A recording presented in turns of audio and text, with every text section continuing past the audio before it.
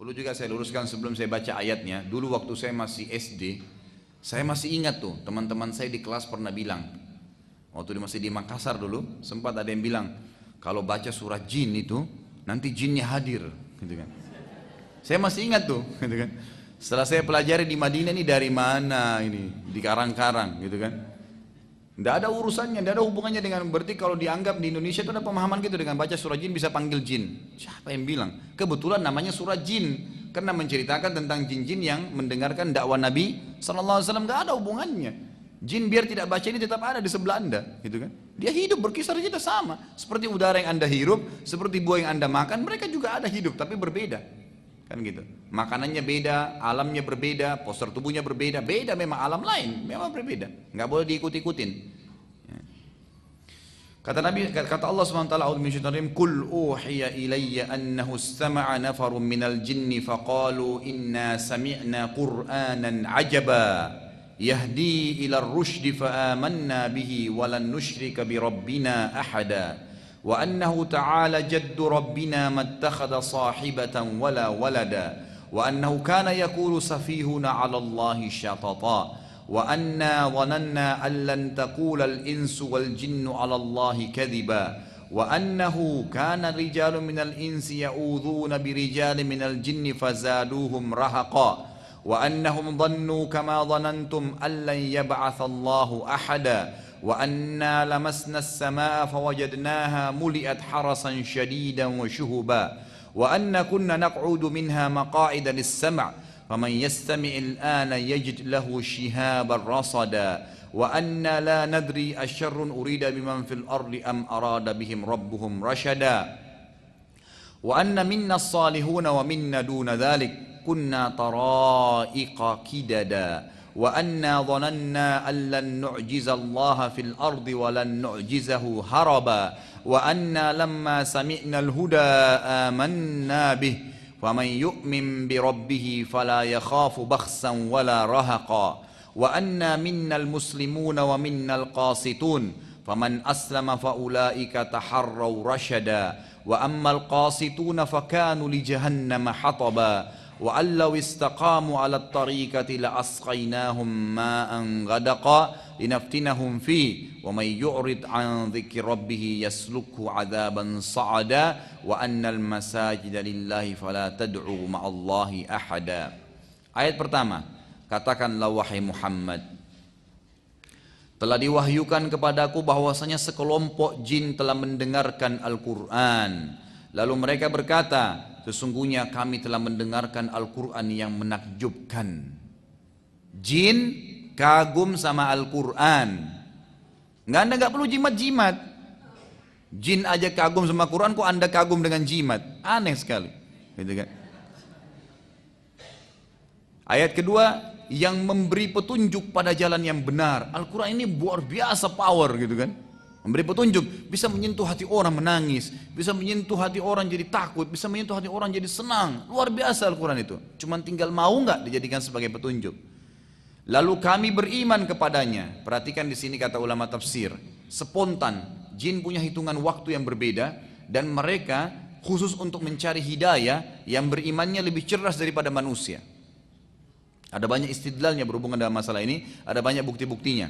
Di antaranya adalah kata Allah SWT tadi, pada saat mereka dengar Al-Quran, itu cuma dibacain beberapa ayat ya, bukan semua Quran, beberapa ayat. Langsung, yang memberi petunjuk pada yang benar, lalu kami beriman kepadanya. Langsung, oh ini sudah benar, nggak mungkin salah. Langsung diikutin, nggak ragu, gitu kan? Dan kata Nabi SAW, waktu Allah Subhanahu Wa Taala menurunkan ayat surah Rahman, "Fabi ayyi ala'i rabbikuma tukadziban?" Lalu nikmat apa lagi yang kalian mau pungkiri? Maka kata Nabi SAW, golongan dari jin langsung berkata, tidak ada lagi ya Allah yang kami bisa bantah. Dan kalian tidak berbicara itu. Kata Nabi SAW kepada manusia, kalian tidak bicara. Jin langsung spontan takut kepada Allah Azza wa Jal, gitu kan. Lalu dikatakan, dan kami sekali-kali tidak akan menyekutukan seorang pun dengan Tuhan kami. Ayat ketiga, dan bahwasanya maha tinggi kebesaran Tuhan kami. Jin-jin ini memuji Allah Azza wa Jal, mengakui itu. Dia tidak beristri dan tidak pula beranak. Ayat keempat, dan bahwasanya orang yang kurang akalnya dari kami, maksudnya adalah iblis. Jin-jin ini mengatakan wa kana yaqulu safihuna, dan dulu safihuna itu orang bodoh dari kami.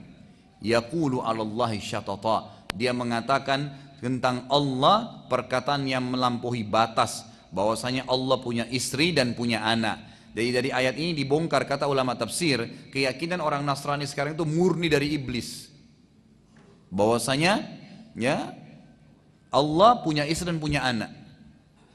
Sebagian sekte Nasrani mengatakan tidak, bukan ayahnya Isa itu ya Allah, tapi tetap dia anak Tuhan.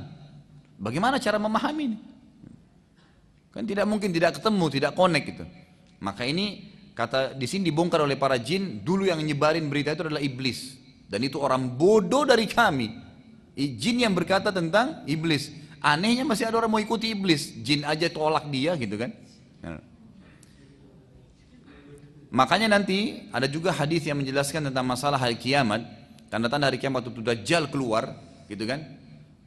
Itu sebelum dia keluar, kaum muslimin akan melakukan atau akan terjadi peperangan besar dengan orang Nasrani, namanya kata Nabi SAW Malhamah Kubra, peperangan besar antara muslim dengan Nasrani, besar-besaran, perang salib. Dan sampai sekarang orang-orang Nasrani itu mengangkat itu, bahwasanya nanti akan ada terjadi perang salib besar-besaran. Itu mereka tahu, gitu kan? Orang Islam banyak tidak tahu itu, bahwasanya sebelum keluar Dajjal akan ada Malhamah Kubra, perang besar antara orang Muslim sama orang Nasrani. Kisahnya saya sudah pernah sampaikan, saya ringkaskan kembali, bahwasanya Nabi SAW bersabda, itu nanti kalian akan berperang, kalian akan bersatu dengan Bani Ahmar, itu orang-orang Nasrani, gitu kan, untuk memerangi satu kaum, tapi tidak tahu kaum ini siapa, tidak jelas buat kita siapa kaum ini.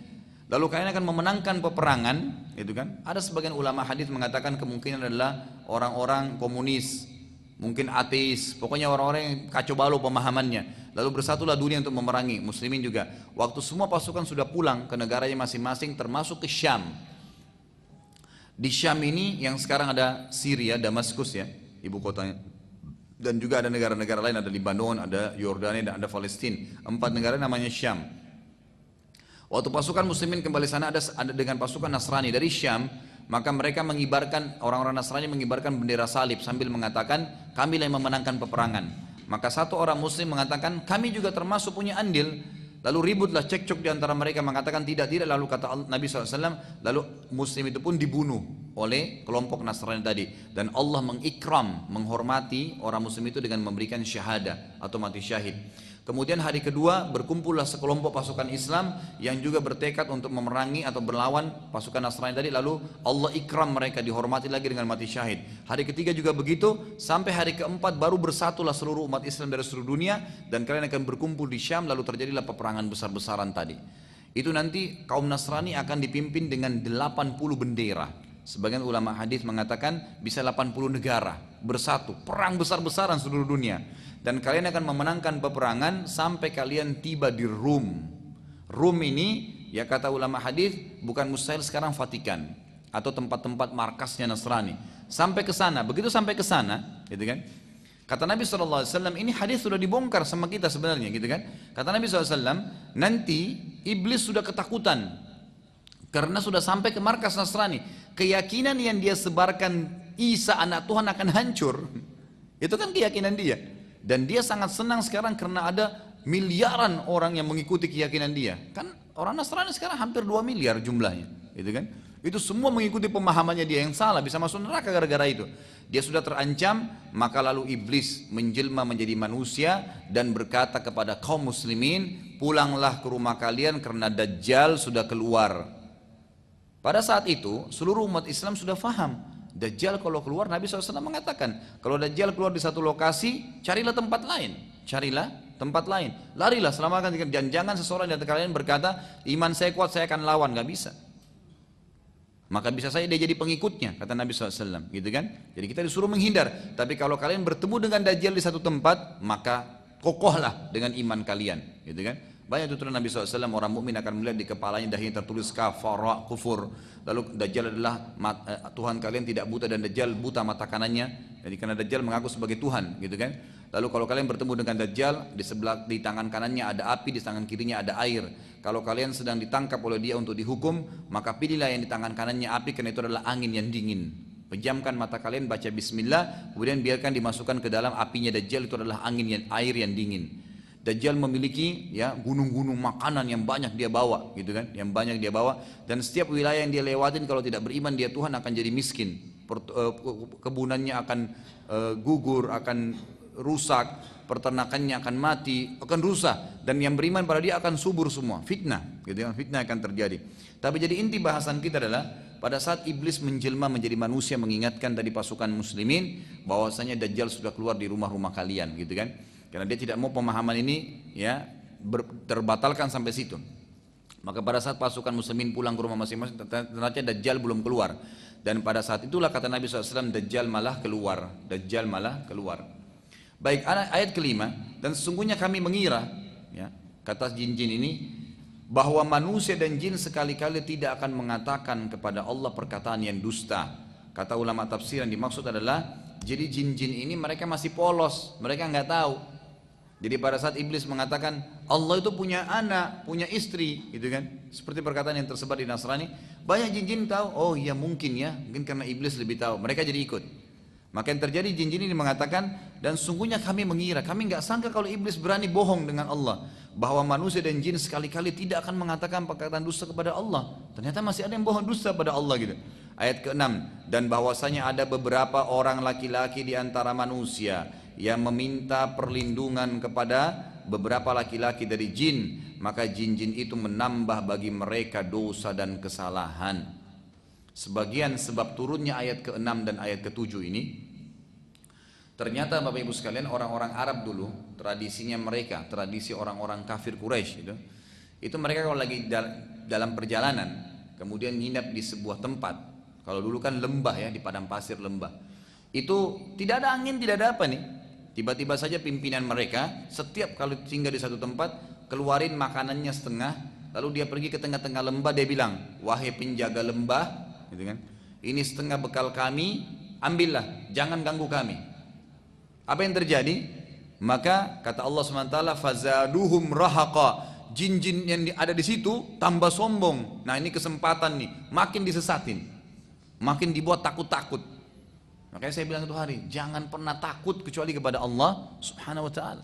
Allah pencipta semuanya, nggak perlu takut.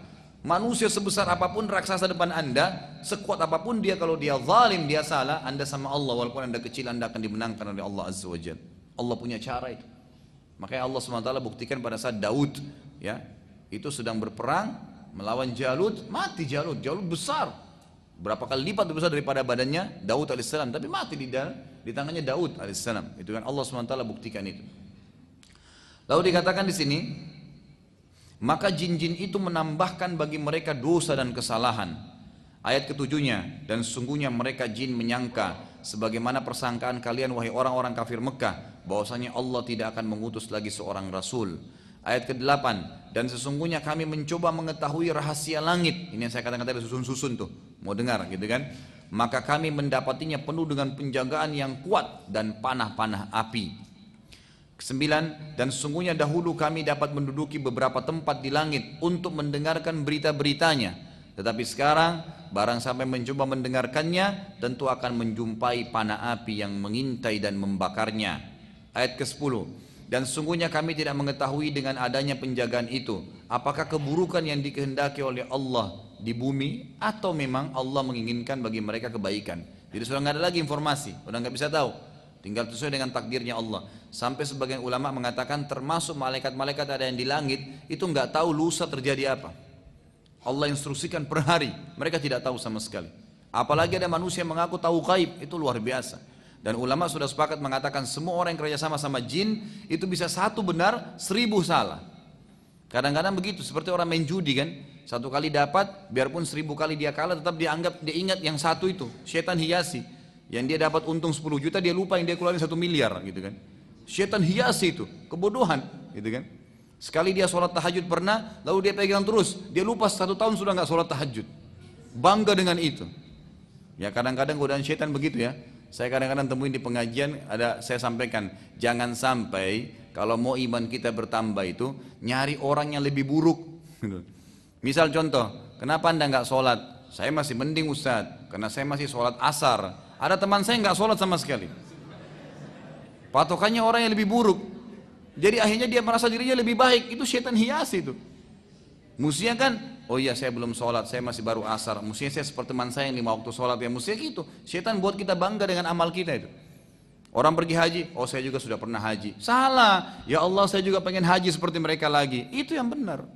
Harus melangkah lebih maju, bukan malah mundur ke belakang gitu kan. Itu termasuk godaan syaitan yang harus hati-hati.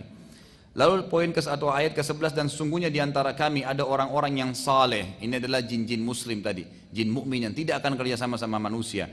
Dan ada pula yang tidak demikian halnya, fasik ya, dan kafir. Kami menempuh jalan yang berbeda-beda seperti manusia. Dan di sini ulama tafsir mengatakan ayat-ayat surah jin sudah cukup sebenarnya bagi setiap manusia sampai situ. Jangan lagi dalami alam jin, nggak perlu. Bagaimana mereka menikah, mereka tinggal di mana, seperti apa kehidupannya, nggak perlu kita dalamin itu. Cukup kita tahu ada makhluk namanya jin, seperti selesai.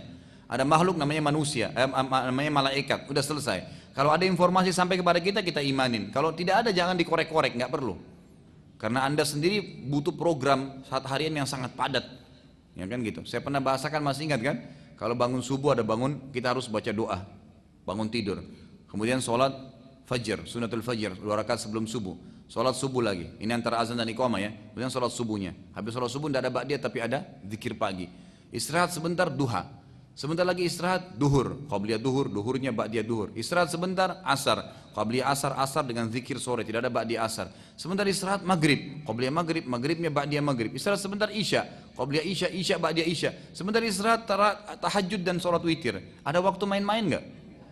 Udah nggak ada. Sekali kita lalai itu bablas hilang tuh, kan gitu.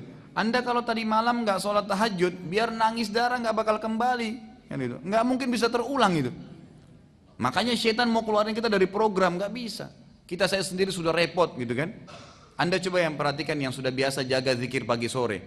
Pernah nggak rutin nggak pernah ketinggalan? Nggak bisa. Kita masih kadang-kadang lewat kebablasan. Syaitan bisikin tuh sebentar di jalanan bisa, sebentar di sini bisa, supaya kita lalai gitu kan. Tinggalin. Apalagi yang tidak pernah zikir sama sekali. Itu bagaimana caranya? Program Anda sudah padat dari Allah. Jangan sibukkan diri lagi dengan alam jin dan alam-alam yang lain, gitu kan? Sudah selesai. Kita akan dihisab oleh Allah. Nomor 12 ayat 12, dan sesungguhnya kami mengetahui bahwasanya kami sekali-kali tidak dapat melepaskan diri dari kekuasaan Allah. Perhatikan, ayat ini luar biasa. Para jin berkata, dan sesungguhnya kami mengetahui bahwasanya kami sekali-kali tidak akan dapat melepaskan diri dari kekuasaan Allah di bumi, di muka bumi, dan kami tidak bisa lari darinya. Hanya dengan bacain ayat Quran, jinnya bisa mati tuh kalau lagi di ruqyah. Kepanasan teriak-teriak jinnya, gitu kan? Saya berapa kali ruqyah orang teriak-teriak, padahal yang kita baca cuma ayat gitu. Kita nggak tahu bagaimana Allah Azza wa Jalla membakar dia. Sampai ulama sepakat mengatakan kalau dibacain terus ayat bisa mati dia kebakaran, kepanasan, makanya dia kesakitan, gitu kan? Itu kuasa Allah Subhanahu wa taala. Jadi minta kepada Allah bukan kepada jin. Allah yang Maha Kuasa. Ayat 13, dan sungguhnya kami tak kala mendengar petunjuk Al-Quran, kami beriman kepadanya, spontan. Barang siapa beriman kepada Tuhannya, maka ia tidak akan takut akan pengurangan pahala, dan tidak takut pula akan penambahan dosa juga kesalahan. Ayat 14, dan sungguhnya di antara kami ada orang-orang yang taat dan ada orang-orang pula yang menyimpang dari kebenaran. Barang siapa yang taat, maka sungguhnya mereka itu telah memilih jalan yang lurus. Ayat 15, adapun orang-orang yang menyimpang dari kebenaran, maka mereka menjadi kayu bakarnya neraka jahanam. Wa na'udzubillah. Ayat ke-16, dan bahwasanya bila mereka berada pada jalan yang lurus tersebut, agama Islam, mentaati apa yang diajarkan Nabi SAW, benar-benar kata Allah, kami akan memberi mereka air minum yang segar dan rezeki yang banyak. Kata di sini air minum yang segar, kata para ulama tafsir, di dunia dan di akhirat akan minum dari sungai yang ada di surga. Ayat 17, dan kami coba mereka pada jalan yang lurus tadi. Akan ada cobaan-cobaan yang datang untuk meningkatkan kualitas iman kita, gitu kan? Karena cobaan kalau datang akan Allah menyuruh, kalau Allah sedang menguji anda pada satu cobaan, berarti Allah mau anda dobrak, keluar, cari jalan keluar dari masalah itu. Jangan malah bilang, ya Allah, Allah uji saya diam aja di rumah, enggak. Tiba-tiba ban motornya pecah, tantangan tuh, apa yang saya harus kerjain? Cari tambalan ban. Alhamdulillah, mungkin Allah memang ingin mengampuni dosa saya dengan ini. Mungkin sudah ajalnya ban saya, sudah, gitu kan. Jadi nggak ada masalah. Karena saya sudah katakan tuh hari semua punya ajal. Semua punya batas waktu, bukan cuma kita mati. Ya, baju, piring yang pecah, apa saja. Semua itu punya ajal. Sebagaimana sabda Nabi SAW pada saat seorang pembantu sahabat memecahkan piring, lalu dia marah-marah, kata Nabi SAW, jangan kamu marah dengan pembantumu karena piring itu punya ajal sebagaimana kalian punya ajal. Kalau nggak pecah di tanganmu akan pecah, kalau nggak pecah di tangannya akan pecah di tanganmu. Selesai. Maka harus ditahu itu, semua ada batas-batasnya. Kemudian ayat 17-nya, dan kami coba mereka pada jalan yang lurus tadi, akan diuji oleh Allah SWT. Dan barang siapa yang berpaling dari Tuhannya pada saat cobaan sedang datang, malah dia tidak kembali kepada Allah SWT, niscaya akan kami masukkan ke dalam azab yang berat. Karena sungguhnya cobaan itu untuk membuat kita lebih dekat kepada Allah SWT. Ayat ke-18 yang terakhir, dan sungguhnya masjid-masjid itu kepunyaan Allah, maka janganlah kalian menyembah selain Allah di dalamnya. Nggak boleh ada kuburan, nggak boleh ada macam-macam. Setelah kejadian tersebut, maka jin beriman. Jin dari Nusaybin spontan beriman pada Nabi SAW. Dan anehnya yang terjadi, perhatikannya, ini langkah yang luar biasa dari para jin, kadang-kadang mendahului manusia dari poin ini. Mereka pulang lalu mendakwai kaumnya, langsung menjadi da'i, dakwai apa yang mereka sudah dapatkan. Dan Allah SWT menceritakan itu dalam surah Al-Ahqaq urutan 46 ayat 29 sampai ayat 31. Al-Ahqaq 46 urutannya ayat 29 sampai ayat 31. A'udzu billahi minasyaitonir rajim. Wa idz sarafna ilaika nafaran minal jinni yastami'una al-Qur'ana falamma hadaruhu qalu ansitu.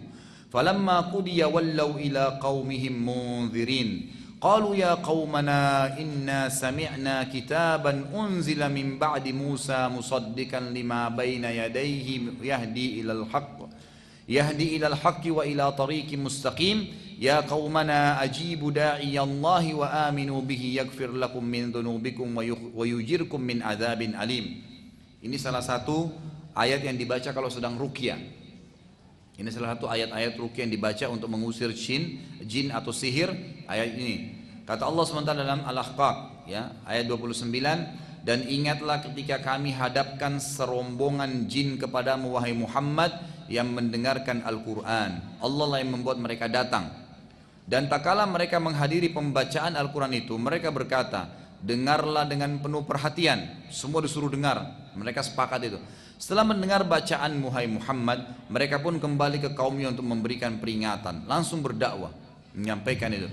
Ayat ke-30 mereka berkata, hai kaum kami, sesungguhnya kami telah mendengarkan kitab Al-Quran yang diturunkan setelah Musa, yang membenarkan kitab-kitab sebelumnya dan menuntun ke kebenaran dan jalan yang lurus. Ayat 31, hai kaum kami, terimalah seruhan orang yang menyeru kepada Allah dan berimanlah kepadanya. Seruhan siapa? Nabi Muhammad SAW. Kalau sudah dikatakan qala Rasulullah SAW, selesai, kan gitu. Patuh. Itu tuntunan dari Allah SWT. Niscaya apa manfaatnya? Allah akan mengampuni dosa-dosa kalian dan melepaskan kalian dari siksaan yang pedih karena kekufuran. Kejadian di atas tidak berpengaruh pada orang Quraisy, karena orang Quraisy nggak tahu apa-apa nih. Tadinya kan Nabi SAW sudah sedih nih, di Mekah ditolak, di Taif ditolak. Artinya manusia sudah tidak ada. Kata para ulama sirah, Allah ingin menghibur Nabi SAW. Manusia nggak mau terima kau, tinggalin manusia. Ini saya utus lagi yang lain, jin datang kepada kamu, gitu kan. Lebih banyak kelompok yang lain, gitu kan. Kejadian di atas tidak berpengaruh pada orang Quraisy karena mereka tidak beriman dan kebenaran terus bersaing dengan kebatilan tentu. Rasulullah SAW akhirnya memerintahkan sahabatnya bagi yang mau hijrah ke negeri Habasyah, silahkan, atau ke Afrika dengan menyeberangi Laut Merah, karena di sana terdapat raja yang adil dan tidak ada kezaliman pada pemerintahannya. Ia adalah raja yang berjulukan Najasyi. Najasyi ini julukan bagi raja-raja Ethiopia pada saat itu, termasuk kerajaan Nasrani yang besar di sana gitu. Yang nantinya Najasyi ini akan masuk Islam di tangan seorang sahabat yang mulia adalah Ja'far bin Abi Thalib radhiyallahu anhu, seorang tokoh sahabat yang luar biasa, saudara kandungnya Ali radhiyallahu anhu yang mati syahid di perang Mu'tah melawan Romawi nanti. Walaupun Najasyi beragama Nasrani, tapi Nabi SAW sangat tahu berita dari wahyu bahwasanya orang ini adalah orang yang mengikuti Injil. Dan dia memang belum pernah dengar, Nabi Muhammad SAW belum dengar, tapi Nabi tahu dengan dari wahyu, orang ini kalau tahu Muhammad SAW diutus, dia akan beriman. Itulah Najasyi. Karena memang dia seorang pendeta dan seorang raja pada saat itu, dan dia sangat tahu, bahwasanya akan keluar nabi terakhir nanti. Sebagaimana kita tahu nanti kalau ketemu dengan Ja'far bin Abi Thalib, nanti dia akan masuk Islam. Keadilan Najasyi yang membuat Rasulullah SAW selalu dengan wahyu ilahiyah memilih Habasyah, ya, tentu sesuai dengan tuntunan wahyu ilahiyah, memilih Habasyah atau Ethiopia untuk pengamanan Islam dan penganutnya yang telah terzalimi di Mekah. Padahal itu jauh ya, dia harus menyeberangi Laut Merah. Kalau Anda lihat di peta itu, Mekah di sini lewat Laut Merah itu baru turun ke Afrika gitu kan. Laut Merah lah ini yang tempatnya Fir'aun ditenggelamkan oleh Allah Azza wa Jalla. Jadi Mesir ada di atas, Mesir itu masuk di Afrika, di bawahnya berentetan sampai ke Ethiopia gitu. Ethiopia ini dulu kerajaan besar. Para sahabat setelah tiba di Habasyah, mereka dapat sambutan yang baik dari Najasyi sebagai tamu, tetapi tanpa menanyakan agama mereka. Dan Nabi SAW juga waktu itu tidak menganjurkan sahabat untuk langsung spontan mendakwai Najasyi. Najasyi lalu menyambut karena mereka minta tolong, maka dibantu dan akhirnya para sahabat bisa beribadah dengan baik di sana. Pemerintahan yang adil dan jujur akan terpuji walaupun ia bukan muslim. Dan ini sebuah pelajaran besar dari keadaan Najasyi. Terlebih lagi bila ia seorang muslim yang patuh pada syariat Allah Subhanahu wa taala. Terus terang Bapak Ibu sekalian, saya heran dengan banyak pemimpin muslim sekarang. Allahu alam ya, bukan saya menilai negatif semuanya, tidak, mungkin ada positif, tapi kenapa mereka pada saat mereka menjadi seorang pemimpin muslim tidak menunjukkan Islam itu? Kenapa mereka tidak perjuangkan Islam? Kenapa bukan malah syariat Islam yang ditonjolkan? Kenapa tidak buktikan saya seorang muslim? Aneh sekali gitu. Mereka bahkan sembunyi di belakang kedok keislamannya, takut nanti dikatakan teroris, takut dikatakan ini dan itu, isu-isu yang dilempar. Kenapa harus takut gitu kan? Anda sedang memperjuangkan agama Allah Subhanahu wa taala, baru isu sudah ciut gitu kan. Gimana kalau dikasih pedang? Nanti kita pelajari di perang Uhud, Nabi SAW itu pernah di perang Uhud ingin motivasi sahabat, diambil pedang oleh Nabi SAW. Nabi mengatakan, siapa yang memberikan haknya Allah dan Rasulnya di pedang ini?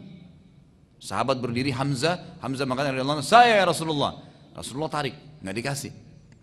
Datang lagi sahabat yang kedua, Ali radhiyallahu anhu, saya ya Rasulullah, mau diambil. Nabi SAW tarik. Nabi bilang lagi, siapa yang memberikan haknya Allah dan Rasulnya di pedang ini?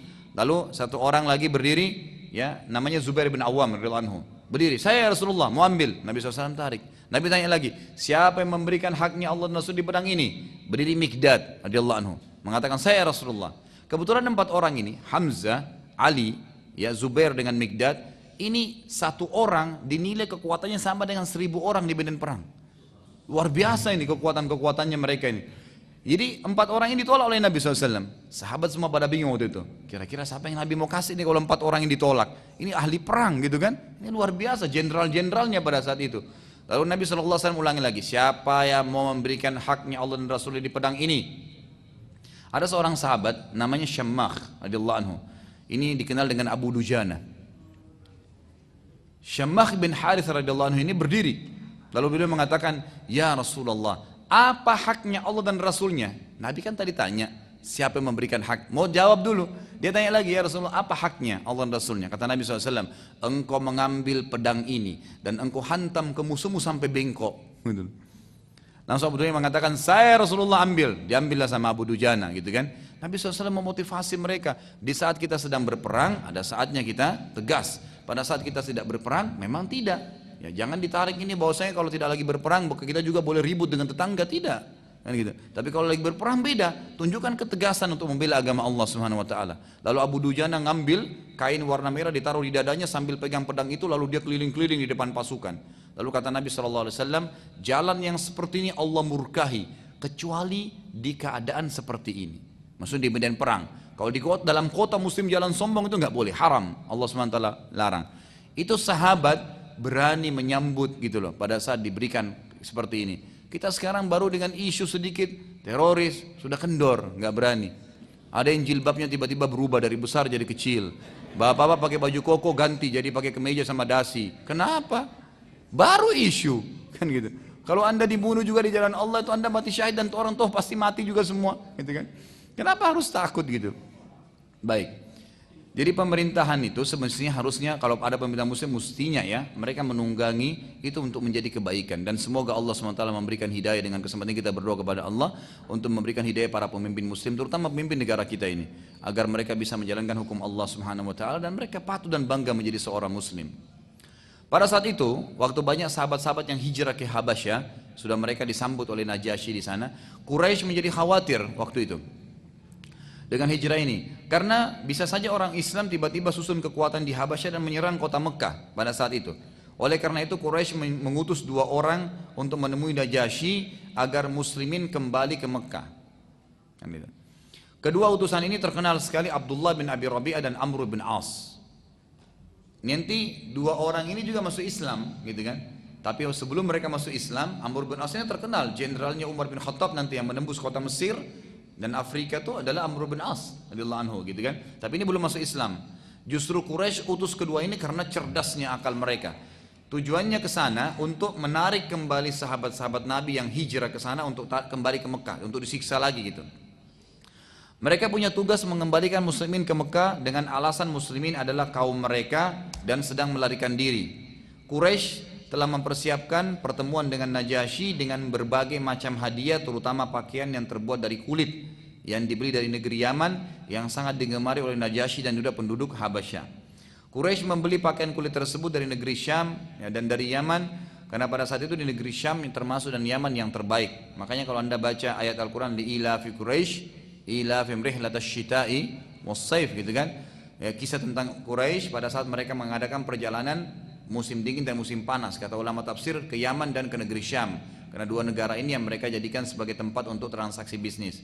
Setelah Abdullah bin Rabi'ah dan Amr bin As tiba di Habasyah, maka Amr dengan kelihayannya tidak langsung menemui Najasyi, tapi mereka memilih untuk menemui para pendeta yang punya pengaruh besar pada Najasyi juga masyarakat Habasyah, karena dalam Nasrani para pendeta yang punya pengaruh dan pengambilan keputusan yang besar. Lalu Najasyi kebetulan juga pada itu seorang raja dan pendeta. Setelah bertemu dengan para pendeta yang dikenal dengan buku-buku sejarah atau bahasa Afrika waktu itu Batriqah, ya, dan menghadiahkan pada mereka pakaian kulit tadi yang istimewa dari negeri Syam, Amru menjelaskan masuk kedatangan mereka dan niat untuk memulangkan muslimin kepada mereka karena mereka adalah kaum yang melarikan diri. Para pendeta sangat senang dengan hadiah tersebut dan mereka pendeta nyutui, setuju saja karena memang tidak ada maslahat bagi pendeta. Untuk apa mereka di sini, biar suruh pulang aja. Setelah pertemuan tersebut, mereka semua sepakat menemui Najasyi. Kata-kata pendeta-pendeta ini, baik kalau gitu, tapi kami harus lapor pada raja dulu. Saat menceritakan berita kepada Najasyi, anehnya ya, dan dikagetkan, Amr bin As tadi pikir pasti sudah bisa dibawa pulang karena semua pendeta setuju. Najasyi tiba-tiba nolak dengan keras dan berkata, saya tidak akan menyerahkan muslimin sebelum saya dengar dari mereka juga. Jadi selama ini belum pernah dengar nih, belum pernah tahu siapa muslim itu, apa agamanya. Pokoknya cuma minta perlindungan, ada surat Nabi SAW, ini orang-orang saya bisa diberikan naungan nggak? Bisa, karena kami dengar keadilan anda, dinaungi gitu kan. Bagaimana tidak, sementara mereka telah memilih saya dari semua raja-raja yang ada di muka bumi ini karena menganggap saya adil. Karena kalian menuduh bahwa saya muslimin lari dari kalian seakan-akan mereka telah melakukan kejahatan besar. Maka saya pun akan mendengarkan dari mereka tentang itu atau tentang kalian. Benar nggak gitu? Di sini kata para ulama sejarah terlihat dengan sangat jelas keadilan Najasyi yang memang dia tidak langsung spontanitas kasih dan selesai. Karena dikasih hadiah langsung mensuruh tangkap saja gitu kan. Seperti banyak sekarang pemimpin begitu kan. Dikasih hadiah selesai gitu kan. Atau pimpinan-pimpinan instansi yang sangat murah imannya dibeli dengan sebuah kunci mobil, sebuah bidang tanah atau uang ditransfer ke deposit banknya, kemudian tiba-tiba langsung memperjualkan agama Allah Subhanahu wa taala. Ini kendor sekali, ya, memperjualkan akhiratnya untuk dunianya gitu. Najasyi dengan keadilannya tidak gitu. Dan Nabi SAW sudah mengatakan dalam hadisnya sebelum sahabat berangkat, sungguh di Habasyah, di Ethiopia terdapat raja yang tidak terzalimi siapapun dalam pemerintahannya. Maka Rasulullah SAW sangat menginginkan waktu itu Rasulullah SAW sangat mengingatkan tentang keadilan dalam Islam, sebagaimana sabda beliau, bila datang kepadamu seseorang yang matanya buta sebelah, maka jangan kamu membenarkannya sebelum engkau melihat siapa yang sedang dia tuduh. Mungkin yang dituduh dua-dua matanya sudah buta. Di sini keadilan artinya kalau ada yang ngeluh sama kita, saya dipukul sama ini, saya di ini, jangan langsung iyakan dulu. Baik, mana orang yang kamu tuduh? Ini dipanggil, lihat dulu. Kata Nabi SAW, mungkin ini matanya buta satu, itu sudah dua matanya buta. Jadi nggak boleh kita sembarangan, disuruh adil dalam Islam sampai seperti itu. Berbeda dengan sebagian pemimpin sekarang, saya katakan, yang jauh dari keadilan murni. Hanya dengan sedikit laporan saja ia langsung mengambil keputusan tanpa memastikan mana yang benar dan mana yang salah. Terlebih lagi dengan sogokan yang diharamkan oleh Nabi SAW dengan urusan dunia yang sebentar. Najasyi lalu memanggil kaum muslimin waktu itu yang dipimpin oleh Ja'far bin Abi Talib. Kebetulan dia adalah misanan Nabi Muhammad SAW dan saudara kandung Ali radhiyallahu anhu. Salah satu dari pemuka sahabat tentunya. Amr bin As tadinya, ya, utusan Quraisy, berharap agar muslimin langsung saja dipulangkan, tidak usah pakai ditanya, gitu kan. Tapi Najasyi menolak dan bersikeras ingin mendengarkan penjelasan dari kaum muslimin. Kenapa kok kaum kalian ini mengusir kalian, sekarang datang lagi mau mengambil dengan cara paksa? Ada apa? Gitu. Saat tiba di hadapan Najasyi dan terjadilah pertemuan yang dihadiri oleh kedua utusan Quraisy, Abdullah bin Abi Rabi'ah tadi dengan Amr bin As, dengan Ja'far bin Abi Talib dari utusan sahabat. Kedua orang ini tadi orang Quraisy, Amr bin As dengan Abdullah bin Rabi'ah melaporkan bahwasanya keburukan tentang kata Najasyi. Kedua orang ini, ya, Abdullah bin Rabi'ah dengan Amr bin As menceritakan tentang keburukan kalian nih, kaum muslimin. Sekarang saya mau dengar dari kamu Ja'far, siapa kalian ini dan apa keyakinan kalian gitu. Dan kenapa masyarakat kalian mengusir kalian dari Mekah, lalu sekarang mau ngambil kalian dengan paksa lagi kembali ke sana. Kata Ja'far, lalu Ja'far pun bicara dengan penuh kejujuran sebagai seorang muslim. Dan ini perlu sekali, jujur itu akan membuka pintu kebaikan. Kata Nabi SAW, lazimilah, peganglah kejujuran itu, walaupun di depan mata kalian lihat kehancuran. Dan jauhilah bohong, walaupun depan mata kalian lihat keberhasilan. Islam itu memang seperti itu. Harus yakin kepada Allah SWT. Allah akan nanti berikan jalan keluar. Lalu kata Ja'far radhiyallahu anhu, kami dahulu kaum yang menyembah berhala, memakan bangkai, bermaksiat, memutus silaturahim, dan kami saling berperang dan membunuh. Lalu kami diberi kemuliaan oleh Allah Subhanahu wa taala dengan mengutus seorang nabi pada kami dari golongan kami, dan seseorang yang sangat mulia garis keturunannya dan terhormat di kaumnya.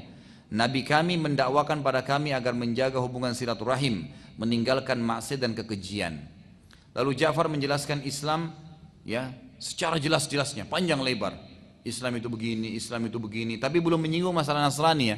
Khusus bicara tentang masalah hukum Islam saja, menyembah Allah satu, bagaimana akhlaknya Nabi Muhammad SAW, bagaimana perintah-perintah dalam Islam, gitu kan. Najasyi lalu heran atau dengar keterangan itu, lalu bertanya kepada Ja'far, apakah engkau mempunyai ayat-ayat yang dibawa oleh orang tersebut yang mengaku Nabi itu? Kata Ja'far, iya. Lalu Ja'far membaca, Ja'far pintar, ya. Ja'far radhiyallahu anhu karena tahu Najasyi ini orang Nasrani, dia pilih ayat-ayat yang berhubungan dengan Nasrani. Yang dia baca adalah surah Maryam. Yang dibaca adalah surah Maryam. Dan ini kalau orang Nasrani baca surah Maryam ini dengan betul-betul hati yang ingin cari kebenaran, langsung dapat hidayah insya-Allah. Karena ini menjelaskan bagaimana prosesi Isa alaihissalam lahir tanpa ayah, gitu kan? Membantah semua pemahaman mereka, gitu kan? Bagaimana kisah disebutkan Zakaria ada, Yahya ada, kisah disebutkan. Maka kita akan bacakan surah Maryam urutan 19 ayat 1 sampai ayat 15. A'udzubillahi minasyaitonirrajim. Kaf ha ya ain sad. Dzikru rahmati rabbika 'abdahu Zakaria idh nada rabbahu nidaan khafiyya. Qala rabbi inni wahana al-'azmu minni washta'ala ar-ra'su shayban wa lam akum bidu'aika rabbi shaqiyya. Wa inni khiftul mawaliya min wara'i wa kanat imra'ati 'akiran fahab li min ladunka waliyya yarithuni wa yarithu min ali yaqub waj'alhu rabbi radiya.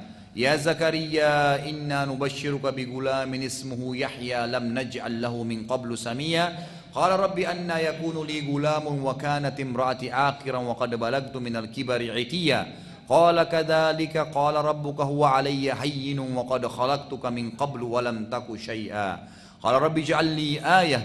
Qala ayatuka alla tukallima an-nasa thalatha layalin sawiyya. فخرج على قومه من المحراب فأوحى إليهم أن سبحوا بكرة وعشيا.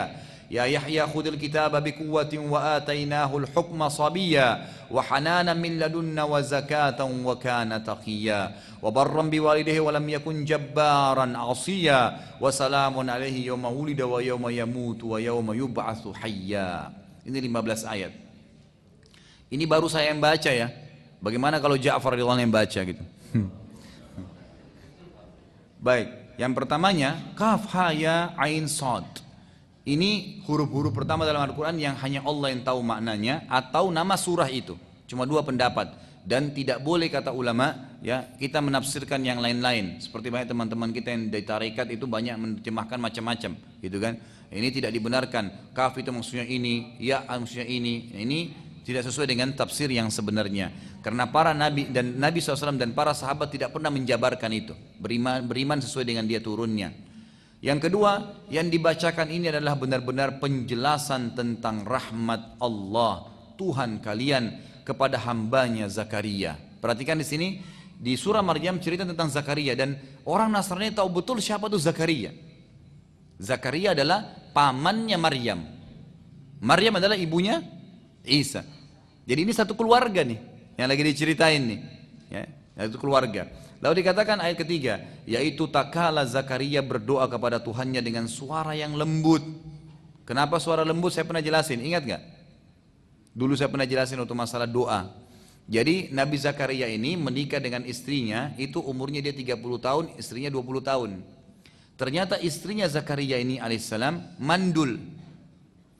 Nabi Zakaria tidak tahu awalnya, berdoa minta anak.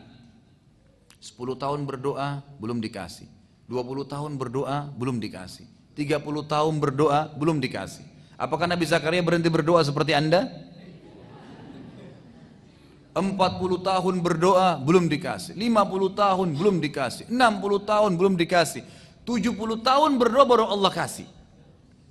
Jadi nanti umurnya Nabi Zakaria 100 tahun, minta apa? Ya Allah, kasih saya anak dari istri saya ini yang mandul. Bukan minta istri baru bapak-bapak. Oh langsung semangat ibu-ibu ya. Walaupun halal gitu kan. Baik, saya tidak bahas poligami, nanti ribut lagi. Baik, intinya adalah Nabi Zakaria bilang, ya Allah karuniakan saya anak dari istri saya ini. Istrinya mandul, waktu dia 100 tahun, istrinya berapa tahun umurnya? Tadi kan waktu dia nikah istrinya 20, dia 10, 90 tahun. Jadi waktu Allah turunkan ayat ini Bapak Ibu sekalian, itu dia sempat, Nabi Zakaria dikatakan, ingatlah tak kala ia berdoa kepada Tuhannya dengan suara lembut. Kata ulama tafsir, karena umurnya sudah 100 masih minta, ya Allah kasih anak dari istri ini. Kata mereka, kalau kaumnya dengar, kaumnya bilang Zakaria gila ini. Nggak mungkin minta anak dari kepada Allah dari istri yang mandul dan 90 tahun, sudah nggak mungkin. Kan gitu. Kita bayangkan kalau 90 tahun jalan aja sudah susah gitu kan. Baik, lalu apa kata Nabi Zakaria alaihissalam? Ini pelajaran besar bagi orang yang mau berdoa kepada Allah ya. Ia berkata, ya Tuhanku, sesungguhnya Tuhan tulang-tulangku sudah lemah, 100 tahun umurnya, dan kepalaku telah ditumbuhi uban semuanya. Dan tetapi aku belum pernah kecewa dalam berdoa kepadamu ya Tuhanku. Aku tidak mau putus asa. Pokoknya selama yang aku minta ini benar, tidak putus asa. Minta kepada Allah. Ini baru seminggu berdoa, Allah nggak terima, berhenti deh. Belum. Padahal pernah saya tekankan begini Bapak Ibu sekalian, ini saya berani sumpah demi Allah, kalau Anda minta bukan haram, ikhlas karena Allah, kan gitu, dan tidak tergesa-gesa, kata Nabi SAW ya, ini 3 syaratnya. Anda sudah mengatakan baru bilang, ya Allah, misal contoh, sembuhin penyakit saya. Begitu Anda bilang ya Allah, itu begitu Anda berdoa, Allah sudah tentukan finalnya doa itu.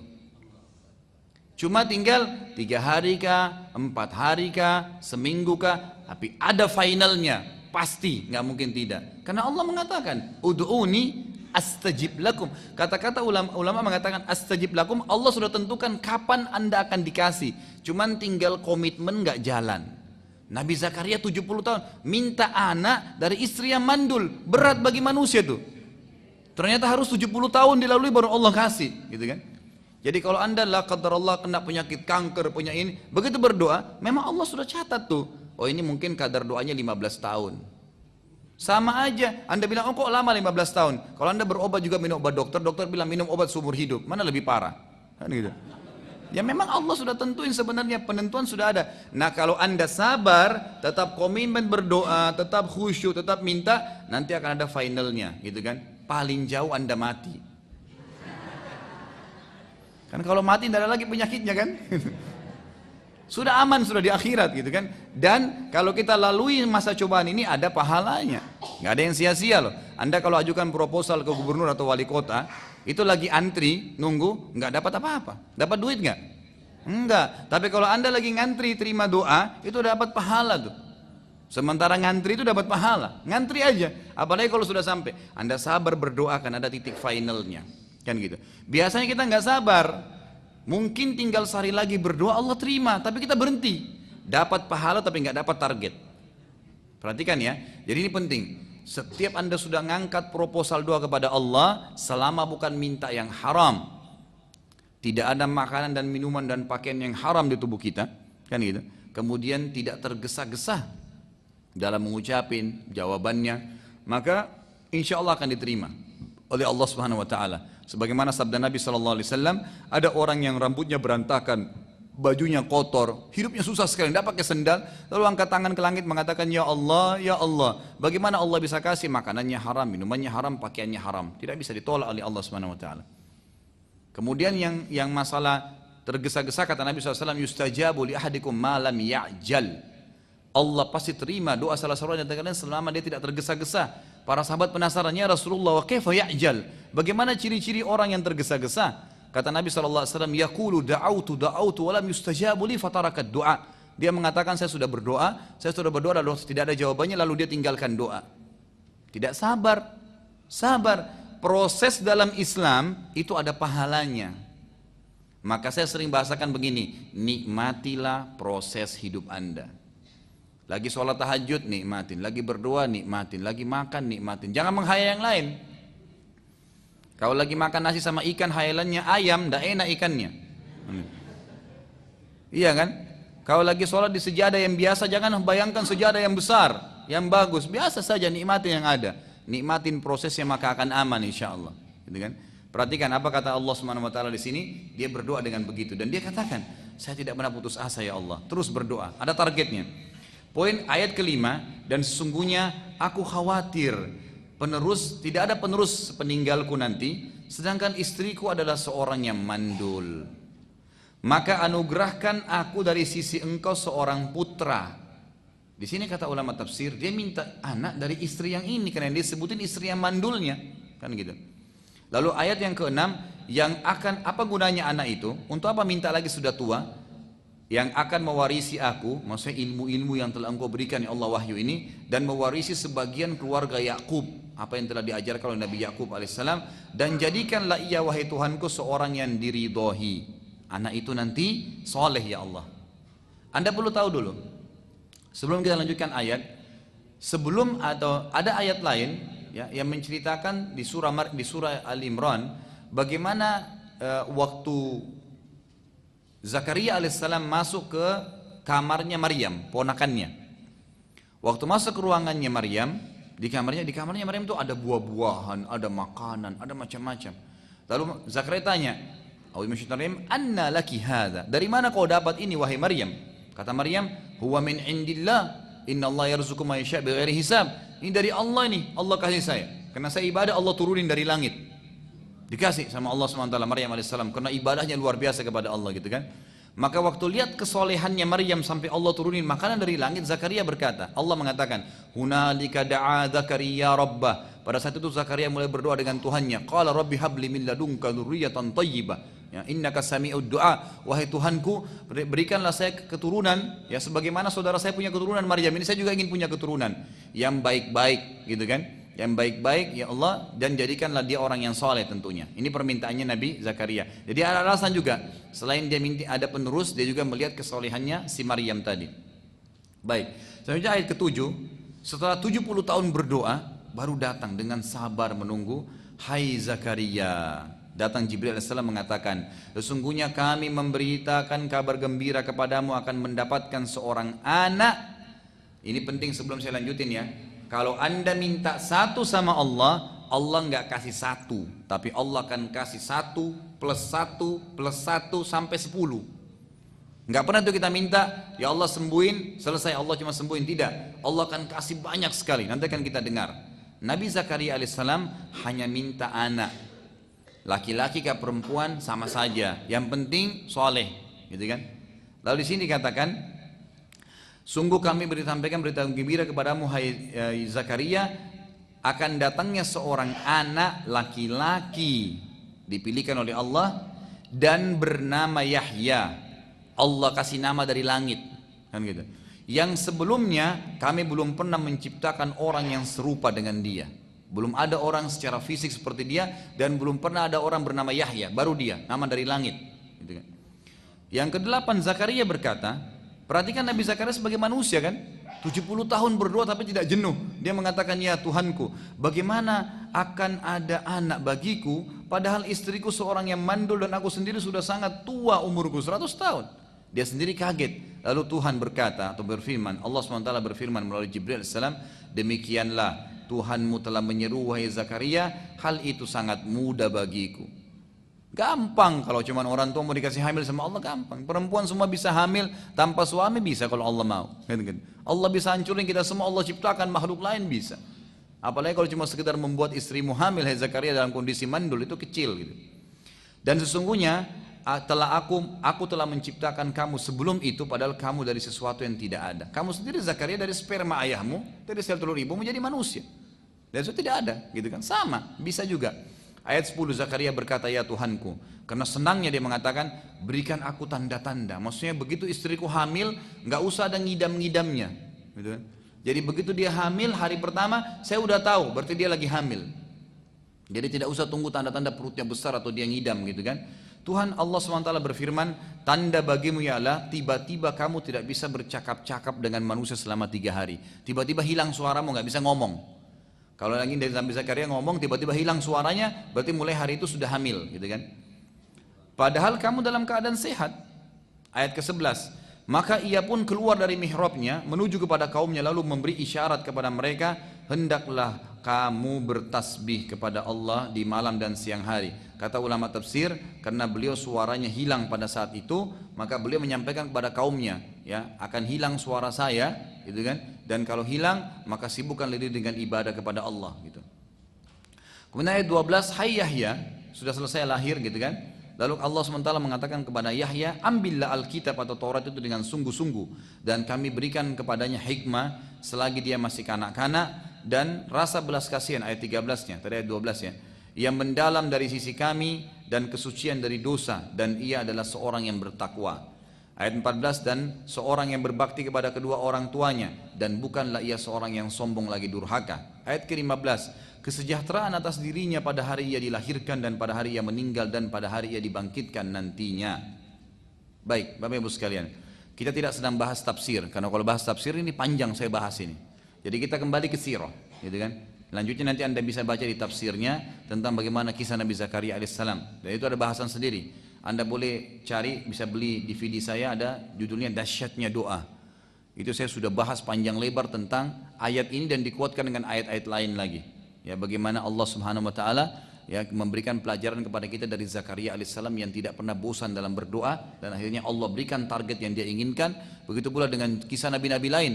Ya, ada nabi-nabi lain, ada Nabi Yunus, ya, ada nabi-nabi yang lain yang sudah saya angkat dalam DVD itu. Baik, setelah mendengarkan ayat-ayat di atas, kembali kepada kisah Najasyi sekarang. Dengan seksama dia dengarkan, maka Najasyi bertambah heran karena kisah Nabi Zakaria dan Yahya alaihissalam ini sangat jelas di dalam Injil, gitu kan? Kok bisa orang dari Mekah ini bisa tahu siapa ini dari Ja'far? Mekah itu pada saat itu, kalau kita ini seperti satu kota terpencil di Irian. Kalau dibandingkan dengan dunia waktu itu, Mekah itu nggak ada orang yang lirik. Cuman karena musim haji mereka pergi. Karena nggak ada sesuatu, nggak ada apa di sini kan. Kalau nggak ada zam-zam mungkin nggak bisa orang hidup. Nggak ada tumbuh-tumbuhan, kering gitu kan. Sekarang baru mulai ada pohon-pohonan, tapi dulu memang tidak ada, gitu kan. Sangat gersang. Lalu dikatakan keduanya, Nabi Zakaria dan Nabi Yahya itu hidup sezaman dengan Nabi Isa alaihissalam. Dan semua ini tidak ada satupun orang-orang Arab yang tahu tentang itu. Najasyi lalu berkata, demi Allah, sungguh yang telah engkau ucapkan ini telah keluar dari sumber yang satu dengan Isa alaihissalam. Najasyi akhirnya berkata, demi Allah, saya tidak akan menyerahkan kalian pada siapapun. Lalu Najasyi mengusir Abdullah bin Abi Rabi'ah dan Amr bin As, suruh pergi. Tapi waktu itu Najasyi belum masuk Islam ya, belum masuk Islam. Dia cuman kaget aja kenapa bisa ada ayat seperti ini, tapi belum masuk Islam. Lalu Amr bin As karena tidak puas diusir oleh Najasyi, lalu ia berpikir, akhirnya dia meminta kepada para pendeta untuk mengatur pertemuan lagi kedua kali dengan Najasyi dan ingin menyampaikan bahwasanya umat Islam yang sedang dia bela itu mencaci maki Isa, gitu loh. Jadi ternyata surah Maryam waktu turun di Mekah, dan ini surah Makkiyah memang, itu orang-orang Quraisy sudah diperdengarkan oleh Nabi Shallallahu Alaihi Wasallam. Amr bin As ini termasuk orang yang tahu ayat-ayat ini, gitu kan? Maka mendengar bahwasanya waktu orang-orang pendeta tadi mendengar Amr bin As bilang muslimin mencaci maki Nabi Isa, mereka semua penasaran, marah. Lalu mereka mengatur lagi pertemuan dengan Najasyi. Mendengar bahwasanya muslimin mencela Isa alaihissalam dari Amr bin As, maka para pendeta segera menemui Najasyi lalu meminta agar muslimin disidang di majlis kerajaan. Lalu Najasyi mengundang kembali muslimin dan bertanya lagi pada mereka, apa yang kalian katakan tentang Isa? Karena Amr bin As bilang, coba suruh tanya apa yang mereka bilang tentang Isa. Isa itu siapa di mata orang Islam? Sekali lagi perhatikan ya, kejujuran dalam menyampaikan sesuatu, membela kebenaran walaupun di depan kita itu orang yang punya keyakinan yang berbeda dengan kita, gitu kan? Tapi kita sampaikan kebenaran, jangan ragu. Ja'far bin Abi Thalib radhiyallahu anhu adalah sahabat yang sedang numpang di Ethiopia di istananya raja. Dan waktu itu orang-orang Nasrani lagi mengatakan Isa anak Tuhan, termasuk Najasyi. Tapi perhatikan apa di sini. Waktu ditanya apa pendapat Anda tentang Isa, sekali lagi kejujuran dan adalah sebuah keselamatan. Walaupun akidah berbeda dengan Nasrani, tapi harus dijelaskan tanpa disembunyi-sembunyi. Maka Ja'far radhiyallahu anhu kemudian membacakan lanjutan ayat tadi. Tadi kan sampai ayat 15 nih. Ja'far tadi pilih ayat ini sengaja nih, surah ini supaya lebih jelas tentang Nasrani. Sekarang lanjutin ayat 16 sampai ayat 36. Bunyi a'udzubillahi minasyaitonir rajim, wadhkur fil kitabi Maryam idzin tabadat min ahliha makanan syarqiyya fattakhadat min dunihim hijaban fa arsalna ilaiha ruhana fatamassala laha basharan sawiyya qalat inni a'udzu birrahmani minka in kunta taqiyya qala innama ana rasulu rabbiki li ahaba laki gulaman zakiyya qalat anna yakunu li gulamun wa lam yamsasni basharun wa lam aku bagiyya qala kadzalika qala rabbuka huwa alayya hayyin wa linaj'alahu ayatan lin-nasi wa rahmatan minna wa kana amran maqdiya فحملته فانتبذت به مكانا قصيا فأجاءها المخاض إلى جذع النخلة قالت يا ليتني مت قبل هذا وكنت نسيا منسيا فناداها من تحتها ألا تحزني قد جعل ربك تحتك سريا وهزي إليك بجذع النخلة تساقط عليك رطبا جنيا فكلي واشربي وقري عينا فإما ترين من البشر أحدا فقولي إني نذرت للرحمن صوما فلن أكلم اليوم إنسيا فأتت به قومها تحمله قالوا يا مريم لقد جئت شيئا فريا يا أخت هارون ما كان أبوك امرأ سوء وما كان أمك بغيا فأشارت إليه قالوا كيف نكلم من كان في المهد صبيا قال إني عبد الله آتاني الكتاب وجعلني نبيا وجعلني مباركا أينما كنت وأوصاني بالصلاة والزكاة ما دمت حيا وبرا بوالدتي ولم يجعلني جبارا شقيا والسلام علي يوم ولدت ويوم أموت ويوم أبعث حيا ذلك عيسى ابن مريم قول الحق الذي فيه يمترون ما كان لله أن يتخذ من ولد سبحانه إذا قضى أمرا فإنما يقول له كن فيكون وإن الله ربي وربكم فاعبدوه هذا صراط مستقيم. Di sini kita baca terjemahnya insyaallah, tapi sebelumnya Ja'far bin Abi Thalib sangat cerdas. Beliau tidak bilang begini, Isa itu menurut kami begini-begini, tidak. Dia bacain ayat. Ini ya Najasyi, saya lanjutin ayat yang saya jelasin kemarin. Jadi ini Allah yang berfirman. Najasyi jadi dengar, gitu kan? Bukan perkataan dia. Ayat 16-nya. Dan ceritakanlah kisah Maryam di dalam Al-Quran, yaitu ketika ia menjauhkan diri dari keluarganya ke suatu tempat di sebelah timur, ya, karena sudah hamil, gitu kan, pada saat itu. Maka ia mengadakan tabir yang melindunginya dari mereka, lalu kami mengutus kepadanya ruh kami kepadanya. Maka ia menjelma di hadapannya dalam bentuk manusia yang sempurna. Maaf, ini ayat 16 belum hamil ya, nanti setelahnya. Ayat ke-18-nya, Maryam berkata, pada saat tiba-tiba di mihrabnya, di tempat sholatnya dia, tiba-tiba ada manusia datang, sosok manusia, Jibril menjelma menjadi manusia.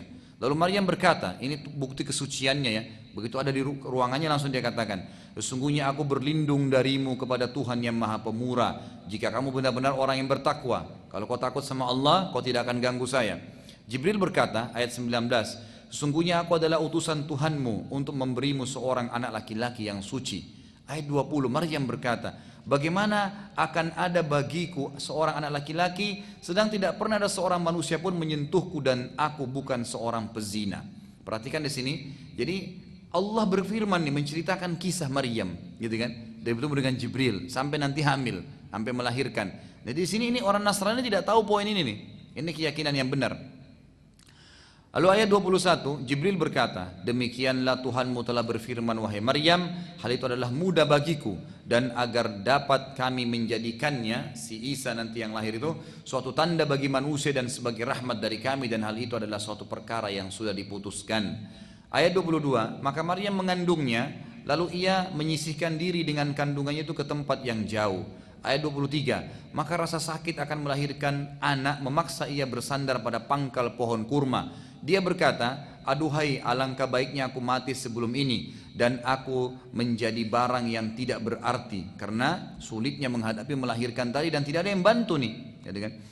Lalu aku dilupakan, lebih baik aku tidak jadi manusia dan aku dilupakan.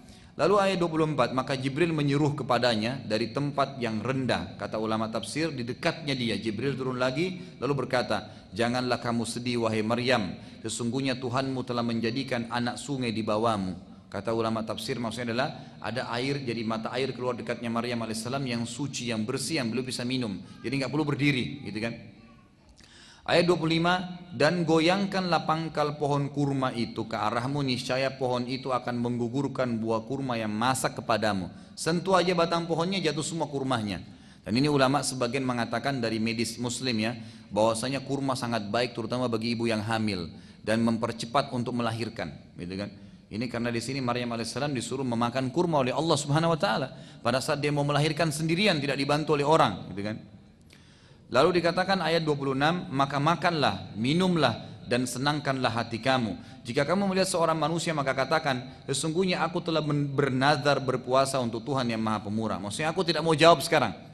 Nanti setelah melahirkan, maka aku tidak akan berbicara pada manusia pun pada hari ini. Ayat 27, maka Maryam membawa anak itu setelah melahirkan, digendong dibawa ke kaumnya.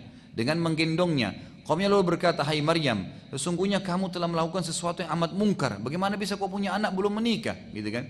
Ayat 28, hai saudara perempuan Harun. Maksudnya Nabi Harun nih. Tentu antara Maryam dengan Harun jauh ya. Karena Maryam ini adalah ibunya Isa. Antara Isa dengan Musa jauh sekali jaraknya. Ya, itu bisa ratusan tahun gitu kan. Tapi di sini maksudnya adalah wahai saudaranya Harun, kata ulama tafsir, maksudnya hai orang yang mirip dengan Harun dari kesolehannya. Itu maksudnya. Dikatakan ayahmu sekali-kali bukan seorang yang jahat dan ibumu bukan juga seorang pezina. Bagaimana bisa kau lakukan ini gitu? Lalu dalam ayat 29 Maryam menunjuk kepada anak tersebut. Maka mereka berkata, bagaimana bisa kami mengajak bicara anak bayi yang sedang dalam buaian atau ayunan? Ayat 30 berkata Isa, sungguhnya aku adalah hamba Allah. Dia memberiku Alkitab, Injil, dan dia menjadikan aku seorang nabi. Sementara dia masih bayi ya. Ayat 31, dan dia menjadikan aku seorang yang diberkahi di mana saja aku berada. Dan dia memerintahkan kepada aku untuk mendirikan sholat, menunaikan zakat selama aku hidup.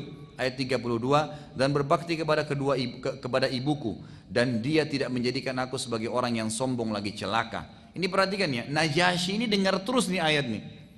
Jadi bisa diperhatikan kalau kita di posisi Najasyi, dia Nasrani, lalu ayat ini menceritakan tentang hal yang berbeda, gitu kan? Dengan keyakinan dia selama ini gitu. Dan kesejahteraan semoga dilimpahkan kepadaku pada hari aku dilahirkan dan pada hari aku meninggal dan pada hari aku dibangkitkan nanti kembali. Ayat 34, Al-Quran mengatakan itulah Isa putra Maryam, bukan anaknya Allah, bukan anaknya siapapun. Karena orang-orang Nasrani sebagian yang mengatakan Isa bukan anak Tuhan, tapi dia orang pilihan, dia mengatakan Maryam menikah dengan seorang laki-laki bernama Yusuf, gitu kan? Tapi ini tidak benar, tidak ada riwayat sama sekali berhubungan dengan masalah itu. Lalu dikatakan itulah Isa ibnu Maryam yang mengatakan perkataan yang benar yang mereka berbantah-bantahan tentang kebenarannya. Maksudnya orang-orang sekarang sampai sekarang mengatakan Nasrani bilang anak Tuhan atau bukan ya, Maryam punya suami atau tidak ya, gitu kan. Jadi mereka masih bimbang. Ayat 35, tidak layak bagi Allah mempunyai anak. Maha suci dia, apabila dia ingin sesuatu Allah, maka dia cuma mengatakan jadilah, maka jadilah itu. Tidak butuh proses seperti Isa. Ayat 36, sesungguhnya Allah adalah Tuhanku dan Tuhan kalian, maka sembahlah dia oleh kalian semuanya.